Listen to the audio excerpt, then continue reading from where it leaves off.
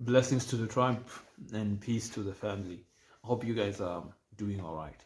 On this video, I want us to talk about the 12 most common prophetic dreams and their meanings.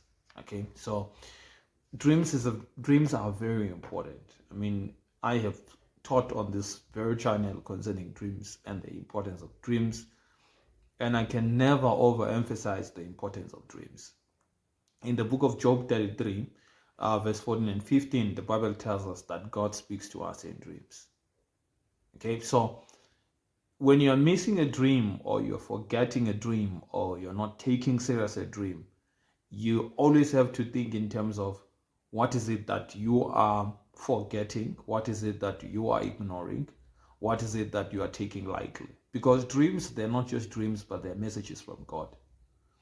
Dreams, they are the language of the realms of the spirit. So when one of the major ways, one of the common ways, and one of the popular ways God speaks to human beings is through dreams, right? So it's important for you to even have a dream journal to show that you take serious dreams. You have to wake up every day, every morning, and write down your dreams. If you are able, you have to wake up every time you have a dream at night and write down your dreams, because a lot of you're going through things you are searching answers to, and those answers, they come to you, but you don't know how to decode them. Some of you pray and ask God questions. You find yourself in the valley of decision. Some of you want to know, is it time to start ministry? You want to know, is this the right person? You want to know, is this business still a good one?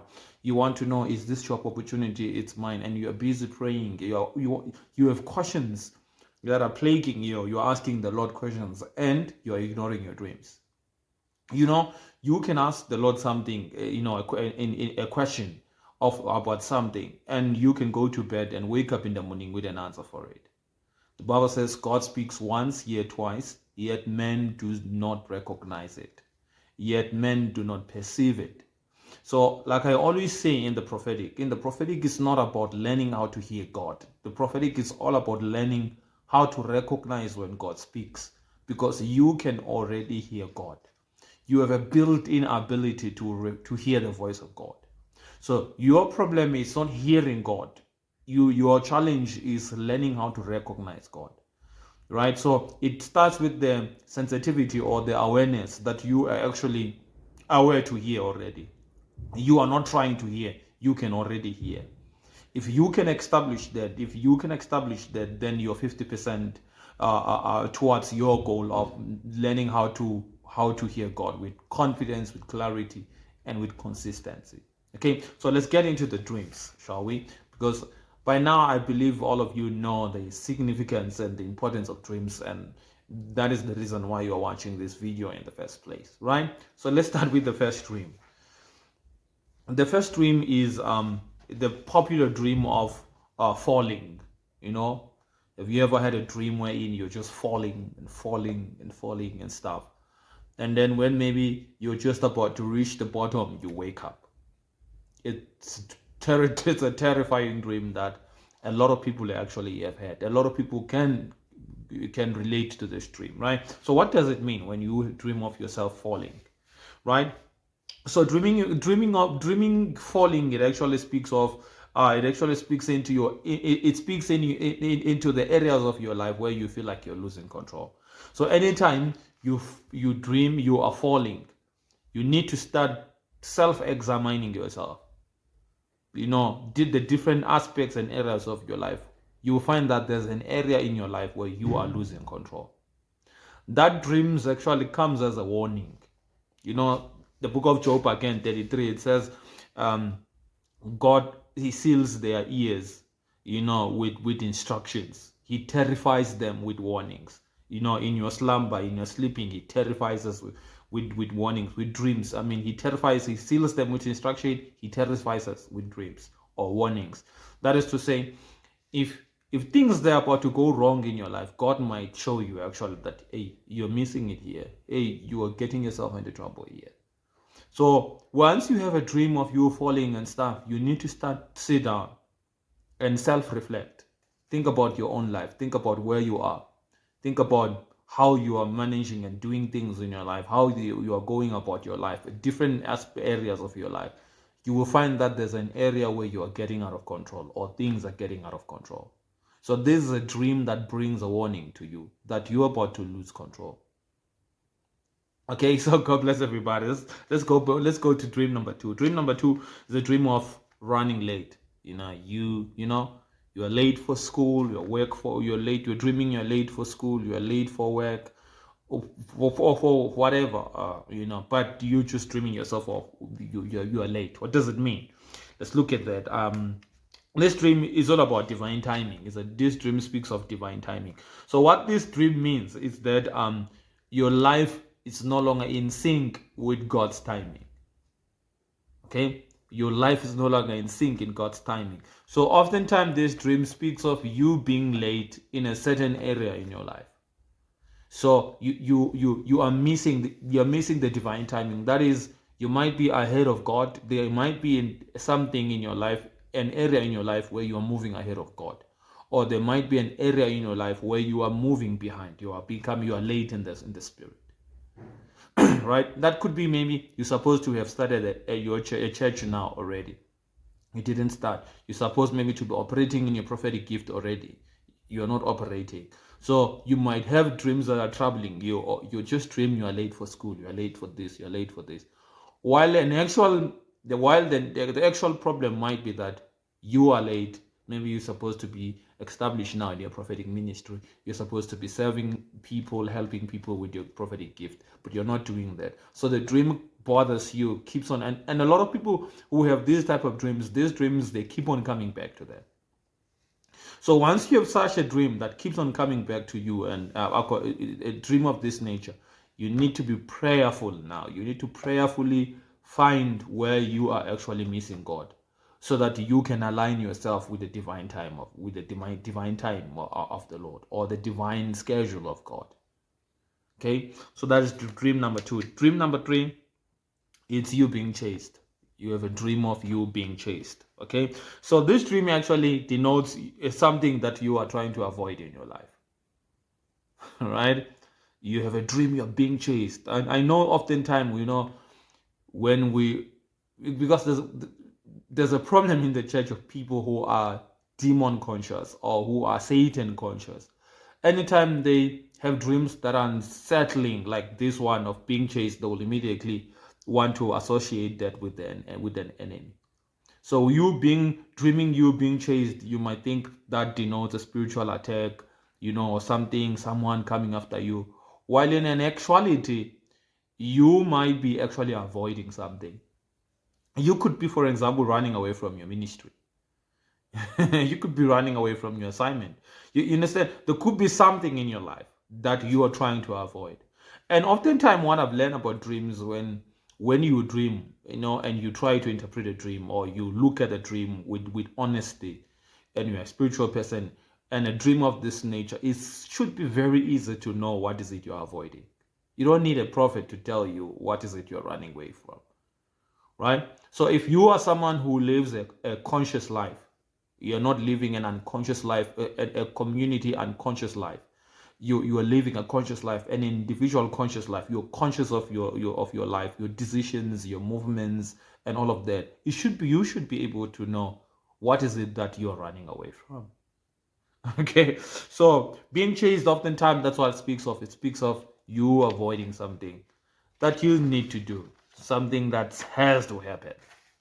Okay, let's go to dream number 4. Dream number 4 speaks of the dream of water. You're dreaming of water, a body of water. Maybe that is calm and clear water, maybe rough and murky water and stuff. But oftentimes people dream a lot about water. So water prophetically symbolizes the state of a spiritual being, or a state of our emotional being. So calm and clear water speaks of peace and spiritual clarity, for an example. So that dream could be just reflecting where you are in your walk with God, where you are in your journey with God. But rough and murky water could be revealing maybe some distressing disturbing, emotional, spiritual disturbance that needs addressing. Right? So anytime you have a dream of water and you're seeing troubled waters and stuff, you need to examine yourself.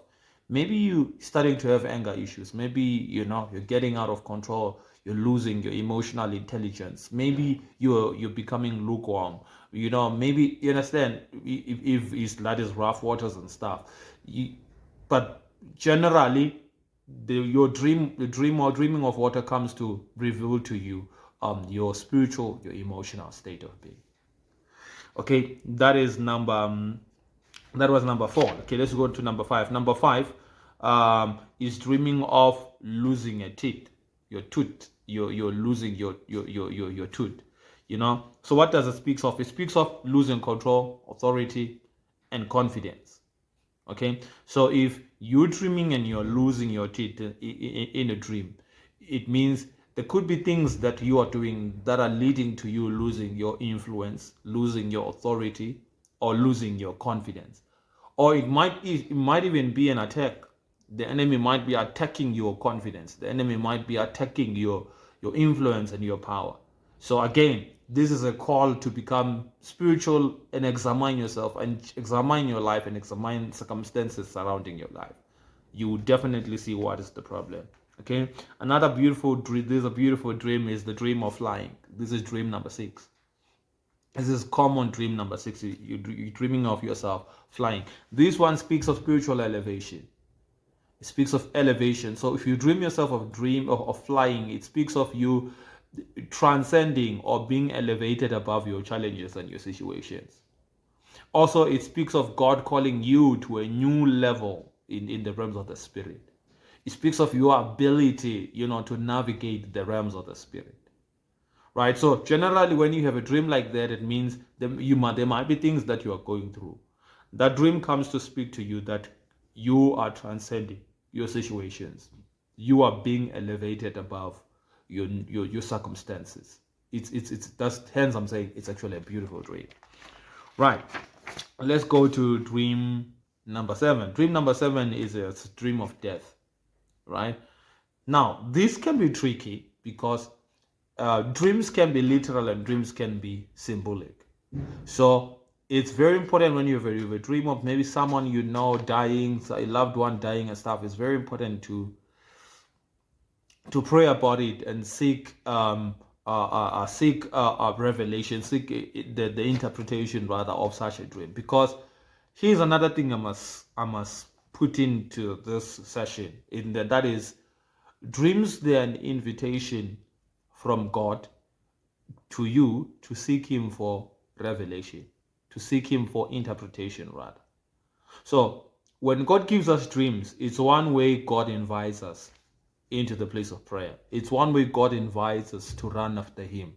The old song, draw me, or the verse, draw me, and I'll run after you. So how does the Lord draw us? He draws us. How does He beckons on us? He sends dreams. He sends visions. And then when He sends these dreams and symbolic dreams and visions and stuff, He expects us to seek Him for interpretation. Okay, so the dream of death could, for example, symbolize an end of a season in your life and the beginning of a new thing in your life. You see, but again, the dream of death could be literal. You could see someone dying. I'm sure there are people watching me now. You have dreamed of certain people passing away and they literally passed away. But there are some of you here, you have dreamt of someone passing away and there was no passing away. In some instances, that person got married. Hence, I'm saying to you, dreams, they're really an invitation from God for us to seek Him for interpretation. I love what Daniel said, or what Daniel said, or is it Daniel or Joseph, when he was asked for an interpretation of a dream. I think it's Daniel. Daniel said, the interpretation of dreams belongs to the Lord. So that is to say, we can give you guidelines. Like, these are guides. I'm giving you guidelines on how to interpret your most common dreams. However, it's not a science. If you dreamt of water, for an example, it might not represent your spiritual state of being or emotional state of being. It might actually speak of the word of the Lord. It might speak of cleansing, divine cleansing. It might speak of a move of the spirit. You understand? So, but then these are the most common dreams, and these are the most common meanings of these dreams. However, you still need to be prayerful about it and not approach the subject of dream interpretation as a science, because it's a relationship. We have to seek after the Lord. We have to exercise spiritual discernment, because this is why I don't love teaching things like this normally, and that is because believers, they kind of tend to depend on these things. They don't now study, they no longer seek the Lord for themselves. They'll just want to try these things and just try to interpret their dreams based on what you taught them. Hope you're not going to be doing that, right? So that was dream number 7, right? Let's stop at dream number 7. I'll do a part 2 of the remaining dream. I want to make all of them 12 dreams.